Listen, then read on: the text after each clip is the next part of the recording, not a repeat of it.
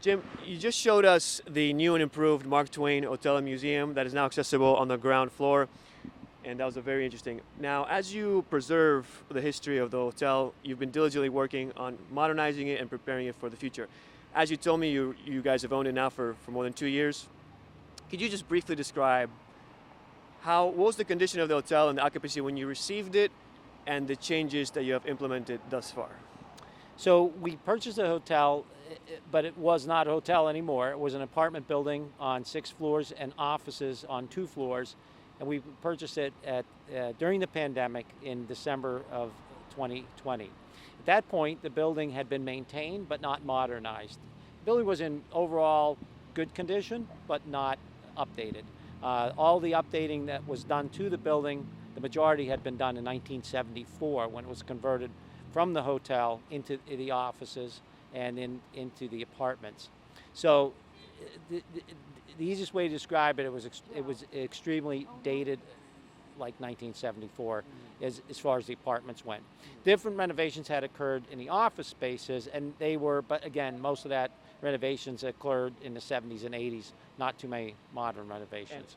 At that point, what was the occupancy of the hotel at that point? 50%, you say, more or less, or? Oh no, the apartments were all completely occupied at that point.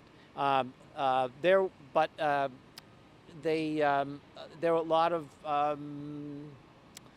different people here at that time. Yes, that's, Okay. I'm going to say that is a nice way of saying it. So the building was mostly occupied. What else can you add about different people in a nice way? What do you mean? Also, this can be edited again, not to put you on the spot. They were just to understand what was happening. There were people who were in the building not paying the rent as a result of the moratorium in place during the pandemic. COVID moratorium. Yeah, there was a good chunk of those people in this building. Yeah. Okay, so you take over the building, and again, there's a lot going on. What have you done with the building thus far, up to this point, both on the exterior and the interior? So interior-wise, there are 6 residential floors. We have now completed all of the 8th, 7th, 6th, and 5th floor, part of the 4th floor. We still need to remodel the 3rd floor. And then the 2nd floor of the building, which was the old office space, will be turned into 30 more residential apartments. And that construction will start towards the end of this year. So total number of units, how many units we talking? There's currently 100. It'll go to 130 residential units. Any office space or just purely residential? Not on the upper floors, but on the 1st floor of the building, it is all commercial space. So we have a variety of long-term tenants that have been here for many years, and then new tenants that are currently moving into the building.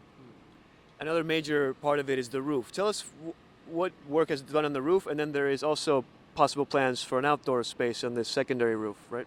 So there is 4 different areas of roof on the building. One of those roofs had been updated prior to us buying the building. We're updating other 3 roofs. So the main roof to the building just got finished yesterday. We're putting a new roof on this front area.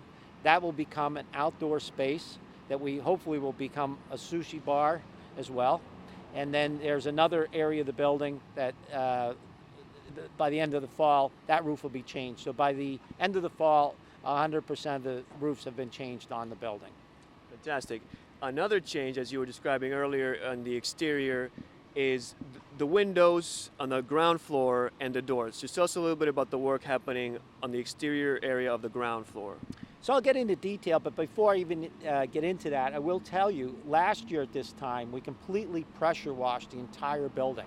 We cleaned all of the original limestone that is here. This is all the original limestone that was on the building still, and all the original brick to the building. The majority of the brick was in great condition. We did have to do some minor pointing of brick, but the majority of the brick was in great condition. So the building has been completely pressure washed, and that was at the end of last year. And then this year, though, we have restored we've restored all of the windows from the 4th floor to the top of the building. These windows are not the original windows in the building. They were replacement windows that were put in either in the 70s or 80s, but we have replaced the glass and replaced all the window hardware, weather stripping in the windows to bring them back to update them as far as energy efficiency goes. And a lot of the glass had become clouded over the years. On the second floor of the building, the windows directly behind us are the original ballroom windows. We restored the glass on those this year, replaced glass, painted them, and restored the wood. That it looks like stone, but that's actually wood that's around those windows. We repaired all of that wood, and we will continue restoring all the windows from the second floor and third floor of the building as we continue with the construction. The first floor of the building, however, is undergoing a update of all of the glass. So 100% of the glass on the first floor is being changed. There's actually multiple time periods from the 20s all the way through the 80s and 90s of glass that are on the building. Most of it is plate glass, it's not insulated glass, and so we are replacing it with insulated glass. Everything will have a uniform look to it. It'll be a bronze glass, as well as the doors are all being changed. The entry doors to the building, which were small before, are now 8-foot entry doors with large, long, modern pulls on it. So the first floor of the building will look completely uniform, and although we're great preservation people, it's hard to preserve when there's so many different periods on the front. So we'll have a uniform 21st century look to the building.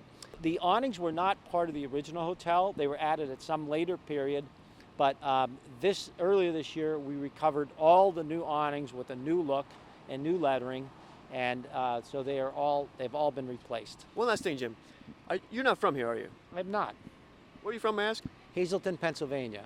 And how long have you been in this area? I've been developing real estate. I came and I bought my first properties here in 2006, but really began developing the properties in 2009. Everyone I've spoken to, and many people are participating, of course, in the revival of Elmira and working on its future. But you always come up in conversations as a central figure due to the sheer number of renovations, whether it's Victorian homes, whether it's hotels, whether it's businesses over here in Centertown. Why do you do it? I just have a passion for restoring it. I came to Elmira when there was very little going on, and I saw an opportunity here, and I capitalized on that opportunity, and I've been well received for doing it, and I hope that I've been a little bit of an inspiration for other people to do it as well. So you feel optimistic about Elmira's outlook moving forward? Absolutely. We're on a roll, and we're going to keep going. Thank you, Jim. Thank you.